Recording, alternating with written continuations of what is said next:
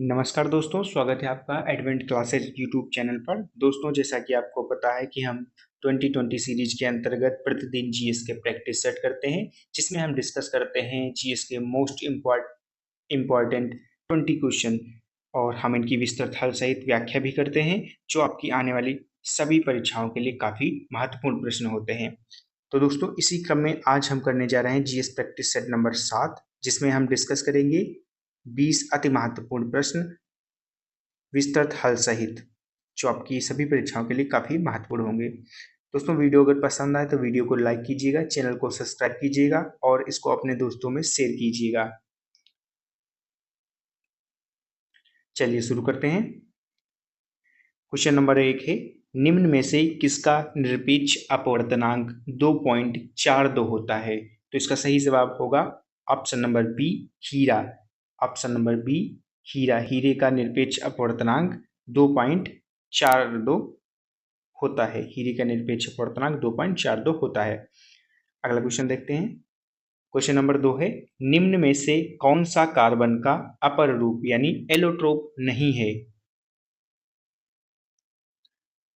Option A trisulphur, option B हीरा, option C lonsdaleite और option D graphite.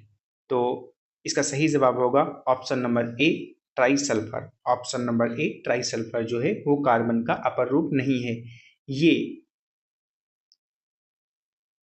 जो ट्राइसल्फर है स्त्री सल्फर का एक अपर रूप है। ये सल्फर का एक अपर रूप है। आगे बढ़ते हैं।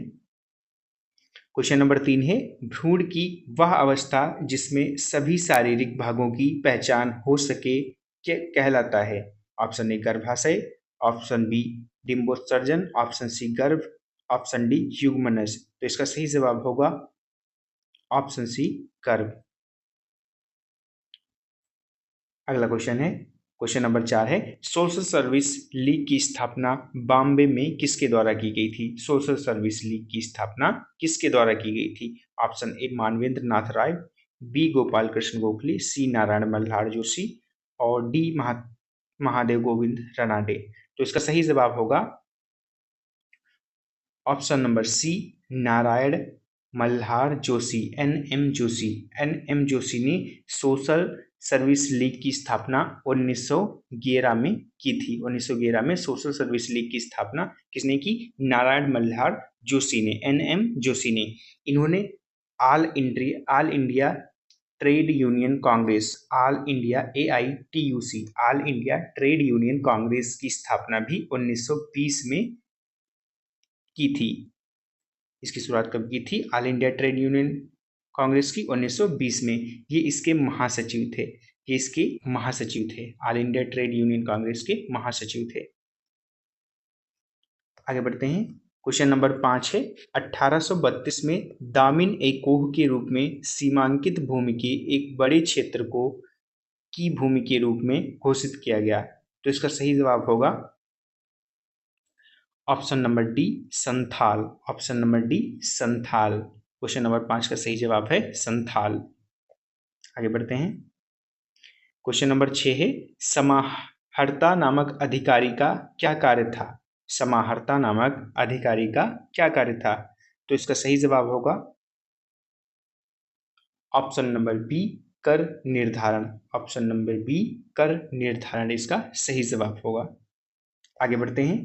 क्वेश्चन नंबर 6 है, चंगेज खां के नेतृत्व में मंगोलों ने किस वर्ष उत्तर पूर्वी ईरान में ट्रांसऑक्सियाना पर आक्रमण किया? इसका सही option number A 1219, B 1208, C 1213, D 1205। तो इसका सही जवाब होगा ऑप्शन नंबर ए 1219 में। 1219 में चंगेज खां के नेतृत्व में मंगोलों ने ट्रांसऑक्सियाना पर आक्रमण किया। दोस्तों, वीडियो पसंद आ रहा है तो वीडियो को लाइक कीजिएगा, चैनल को सब्सक्राइब कीजिएगा और इसको अपने दोस्तों में शेयर कीजिएगा। क्वेश्चन नंबर 8 है, संविधान सभा की कुल सदस्यता 389 थी, जिसमें रियासतों के कितने प्रतिनिधि थे? तो इसका सही जवाब होगा option number D 93। Option number D 93 जो प्रतिनिधि थे वो आपकी रियासतों से थे। कुल सदस्य इसमें कितने थे? 389। कुल सदस्य 389 थे। इसमें प्रांतों से कितने थे?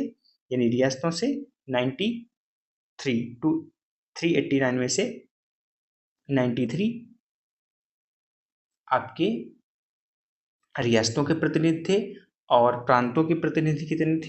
प्रांतों के आपके थे 292 प्रतिनिधि आपके प्रांतों के थे। ये आपके हो गए रियासतों के, 93 रियासतों के हो गए और कुल 389 सदस्य थे। इसमें चार जो थे, इसमें चार दिल्ली, अजमेर मेरवाड़ा और कुर्ग और ब्रिटिश बलूचिस्तान के मुख्य आयुक्त भी शामिल थे। चार शेष बचे इनमें से। अगला देखते हैं क्वेश्चन। क्वेश्चन नंबर 9 है, भारतीय संविधान में मूलतः कितने अनुच्छेद थे? Option A 395, B 385, C 365, D 375। तो इसका सही जवाब होगा ऑप्शन नंबर ए 395। 395 अनुच्छेद संविधान में मूलतः थे। मूल संविधान में, अगर मूल संविधान की बात की जाए तो इसमें 22 भाग थे, 22 भाग थे, 8 अनुसूचियां थी और 395 अनुच्छेद थे। 395 अनुच्छेद थे। अगर अब देखा जाए तो इसमें 25 भाग हैं, 12 अनुसूचियां हैं और लगभग 448 अनुच्छेद के करीब, लगभग 448 के करीब वर्तमान में अनुच्छेद हैं। आगे बढ़ते हैं। क्वेश्चन नंबर 10 है, संसद शब्द किस शब्द को संदर्भित करता है? Option A Rajya Sabha, option B Lok Sabha, option C राज्य विधायिका, ऑप्शन डी राष्ट्रीय विधायिका। तो इसका सही जवाब होगा ऑप्शन नंबर डी राष्ट्रीय विधायिका। संसद शब्द राष्ट्रीय विधायिका को इंगित करता है। क्वेश्चन नंबर 11 है, भारत के वित्त आयोग के पहले अध्यक्ष कौन थे? Option A K Santhanam, option B KC Neogy, option C Ashok Kumar Chandra, option D PV Rajamannar. तो इसका सही जवाब होगा option number B KC Neogy. KC Neogy Bharat के पहले वित्त आयोग के अध्यक्ष थे। वित्त आयोग की स्थापना भारत के राष्ट्रपति द्वारा प्रत्येक 5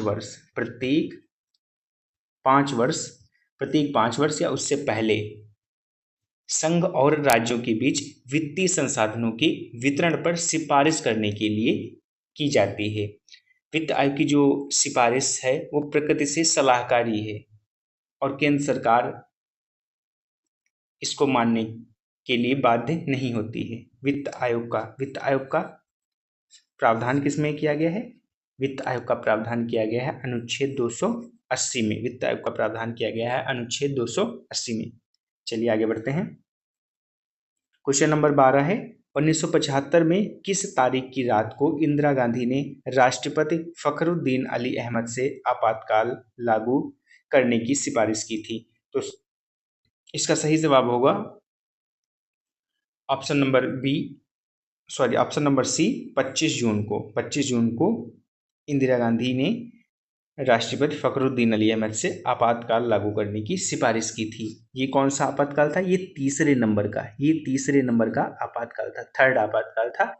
इसकी घोषणा हुई 25 जून 1975 को और खत्म कब हुआ था? 23 मार्च 1977 को, 23 मार्च 1977 खत्म हुआ। कारण इसका क्या दिया गया था? आंतरिक गड़बड़ी थी और इसके पहले जो 2 लगे थे आपातकाल वो बाह्य आक्रमण की वजह से लगे थे। पहला लगा था कब? 26 अक्टूबर 1962 को चीन से युद्ध के समय लगा था और दूसरा लगा था आपका 3 से 17 दिसंबर 1971 भारत पाक युद्ध के समय लगा था। आगे बढ़ते हैं। क्वेश्चन नंबर 13 है, अरब सागर निम्न में से किस महासागर का विस्तार है? अरब सागर किस महासागर का विस्तार है? तो इसका सही जवाब होगा ऑप्शन नंबर डी हिंद महासागर। अरब सागर हिंद महासागर का भाग है यह विस्तार। आगे बढ़ते हैं। क्वेश्चन नंबर 14 है, पूर्वोत्तर घाटी और समुद्री पर्वत राष्ट्रीय स्मारक कहाँ स्थित है? तो इसका सही जवाब होगा अटलांटिक महासागर। ऑप्शन नंबर सी अटलांटिक महासागर। ऑप्शन नंबर सी अटलांटिक महासागर। ये जो लाल सागर है, लाल सागर का रंग इसमें पाए जाने वाले साइनोबैक्टीरिया के कारण होता है। इसमें पाए जाने वाले साइनोबैक्टीरिया के कारण होता है।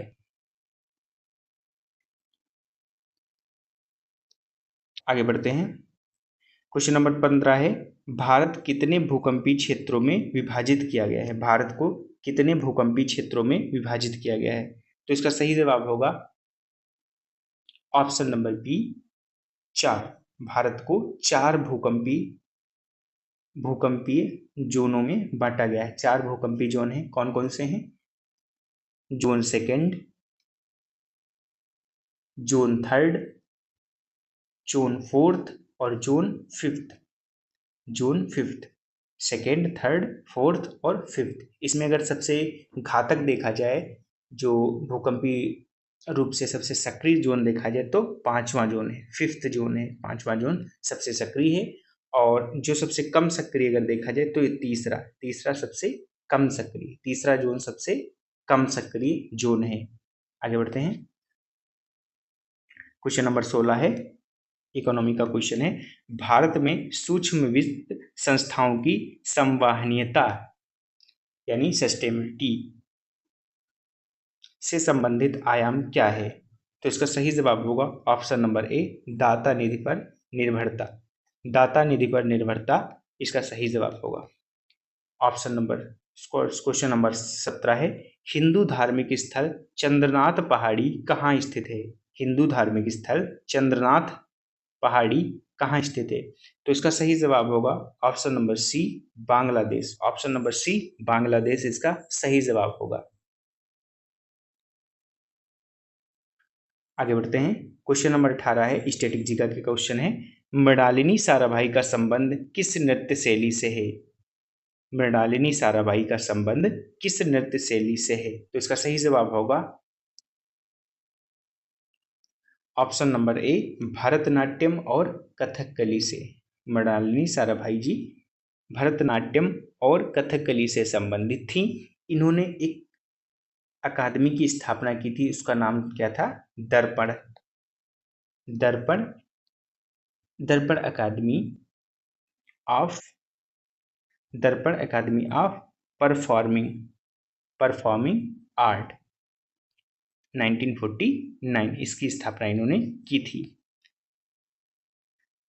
दर्पण अकादमी ऑफ परफॉर्मिंग आर्ट की स्थापना किसने की थी? मृणालिनी साराभाई ने।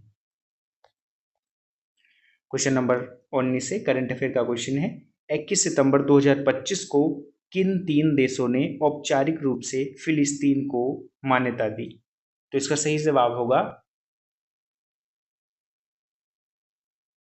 यूके, कनाडा और ऑस्ट्रेलिया ने। इसका सही जवाब होगा यूके, कनाडा और ऑस्ट्रेलिया ने फिलिस्तीन को राज्य की मान्यता दी। अगला क्वेश्चन देखते हैं। क्वेश्चन नंबर 20 है, दादा साहब फाल्के पुरस्कार 2023 से किसे सम्मानित किया गया? तो इसका सही जवाब होगा option number B actor Mohanlal को। एक्टर मोहनलाल को दादा साहब फाल्के पुरस्कार 2023 से सम्मानित किया गया। तो दोस्तों ये थे आज के प्रैक्टिस सेट नंबर 7 की टॉप मोस्ट इम्पॉर्टेंट 20 क्वेश्चन जिसका डिस्कशन हमने किया। दोस्तों वीडियो अगर पसंद आए तो वीडियो को लाइक कीजिएगा, चैनल को सब्सक्राइब कीजिएगा और अपने दोस्तों में से शेयर कीजिएगा।